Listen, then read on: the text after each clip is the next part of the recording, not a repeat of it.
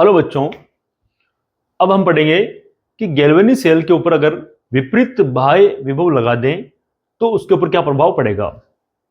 तो बाह्य विभव का मतलब यह हो गया कि जैसे कि यहां पर ये गैल्वेनिक सेल है और इसके ऊपर एक ये बाहरी विभव लगा देते हैं यहां पर, जिसका विद्युत वाहक बल होता है अलग अलग कंडीशन में ले सकते हैं हम, कम ज्यादा, यानी 1.1 से कम है यहां पर।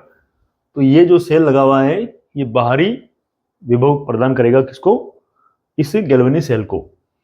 अब बात हो रही विपरीत का मतलब क्या है कि इस तरफ प्लस, ये माइनस है तो माइनस की तरफ माइनस रखेंगे अगर दूसरे सेल का, तो वो विपरीत दिशा में कनेक्टेड या विपरीत दिशा में जुड़ा हुआ माना जाएगा, या विपरीत दिशा में जुड़ा हुआ है। प्लस से प्लस है और माइनस से माइनस है, तो हम कह सकते हैं कि जो सेल जुड़ा हुआ है ये विपरीत है, या ये दोनों सेल जो है एक दूसरे के विपरीत है। तो देखो यहां पर, तो यहां पर जो ई बाह्य है ये विद्युत वाहक बल है इस बाहरी सेल का। तो जब ये लगाएंगे और इसका मान जब 1.1 वोल्ट से कम होगा, अब 1.1 वोल्ट क्या है, 1.1 वोल्ट जो है गैल्वेनिक सेल का विद्युत वाहक बल है, यानी इस नीचे वाले सेल का विद्युत वाहक बल है, और ऊपर वाले सेल का विद्युत वाहक बल इसके विद्युत वाहक बल से कम है, यानी 1.1 से कम है।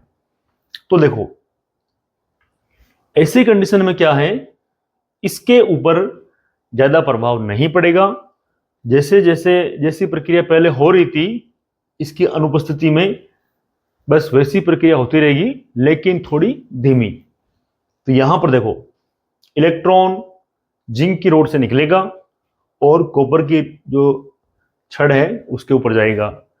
तो यहां पर ऑक्सीकरण हो रहा है और यहां पर अपचयन हो रहा है। धारा जो है वो कैथोड से एनोड की ओर प्रवाहित होगी।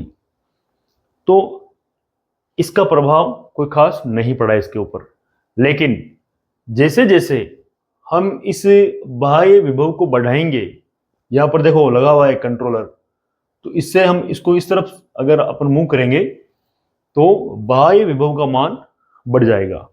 तो उससे क्या होगा कि एक लेवल ऐसा आएगा कि उसका मान बढ़ते बढ़ते इस 1.1 वोल्ट के बराबर आ जाएगा। तो अगर बाह्य जो विभव है उसका मान 1.1 वोल्ट के बराबर आ गया तो उस कंडीशन में क्या है, इस सेल के अंदर कोई अभिक्रिया होगी नहीं। यानी अभी पहले हो रही थी, यहां पर ऑक्सीकरण हो रहा था और यहां पर अपचयन हो रहा था जब ये कम था, लेकिन जैसे ही बाह्य विभव जो है उसका मान 1.1 वोल्ट हुआ तो उसी समय इसकी अभिक्रिया रुक जाएगी, और ना तो इलेक्ट्रॉन इधर से इधर जाएंगे और ना ही परिपथ के अंदर कोई धारा बहेगी। तो ये वो कंडीशन है जब बाहरी विभव का मान जो है वो 1.1 के बराबर हो जाता है। अब क्या करेंगे, इस बाह्य विभव का मान 1.1 से बड़ा करेंगे। तो बड़ा करने के लिए क्या करना पड़ेगा हमें, ये जो सेल लगा हुआ है एक तरफ माइनस है एक तरफ प्लस है, इसको उलट दो। तो यहां पर ये प्लस हो गया, ये माइनस हो गया। देखो सेल को पलटा गया है, तो सेल को पलटा गया है तो अब क्या हो गया, ये विपरीत नहीं है, दोनों एक ही दिशा में है। तो ऐसे कंडीशन में क्या होगा कि ये जो ई बाह्य है इसका मान 1.1 से बड़ा, यानी इसके विद्युत वाहक बल से बाहरी जो सेल लगा है उसका विद्युत वाहक बल ज्यादा है।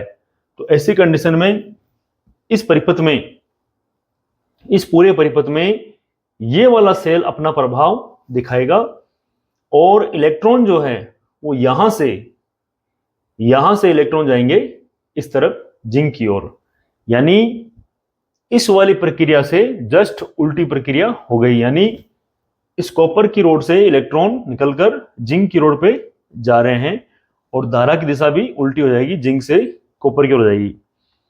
तो यहां पर कुछ पॉइंट लिखे हुए हैं कि अगर ऐसी कंडीशन है, ई बाह्य का मान 1.1 वोल्ट से ज्यादा है, तो उस कंडीशन में क्या होगा, इलेक्ट्रॉनों का प्रवाह जो है कॉपर से यहां से जिंक की ओर होता है, और विद्युत धारा का जो प्रवाह है वो जिंक से कॉपर की ओर होता है। तो ऐसी कंडीशन में क्या है, ये एक विद्युत अपघटनी सेल की तरह कार्य करता है। कौन सी कंडीशन में, इस कंडीशन में।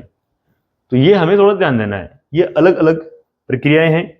और अब ऐसी कंडीशन में कौन सी रासायनिक अभिक्रिया होगी इसके अंदर, ऐसी कंडीशन में जो रासायनिक अभिक्रिया होगी वो ये है कि यहां पर तो होगा ऑक्सीकरण, तो ऑक्सीकरण होगा तो जो जिंक है वो विलयन के अंदर घुलेगा और ये छड़ जो है पतली होगी।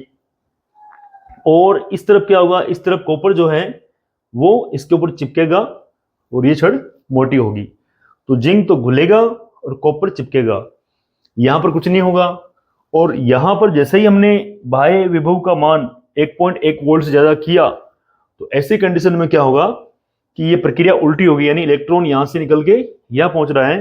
तो ऐसी कंडीशन में कॉपर जो है वो यहां पर आयनों के रूप में घुलेगा और ये रोड जो है पतली होगी, और जिंक जो है वो सॉलिड के रूप में चिपक जाएगा, ये रोड मोटी हो जाएगी। तो ये जो प्रक्रिया है ये एक विद्युत अपघटनी सेल की तरह हो जाएगी। किसकी तरह हो जाएगी? विद्युत अपघटनी सेल की तरह।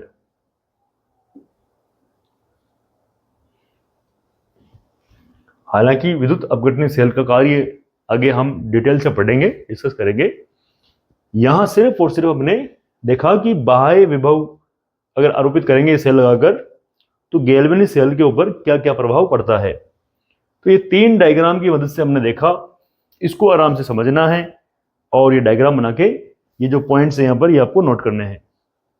इसके नीचे एक पॉइंट लिख देना कि जिंक जो है वो विलयन में घुलता है और जिंक की छड़ पतली होती है, और कॉपर जो है वो छड़ के ऊपर चिपकता है, वो छड़ मोटी हो जाती है। और यहाँ पर कोई रासायनिक अभिक्रिया नहीं हो रही है।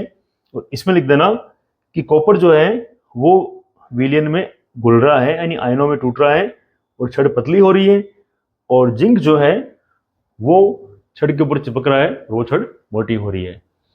तो ये एक बेसिक फंडामेंटल है जिसको आराम से समझना है, बड़े ही मजे के साथ में।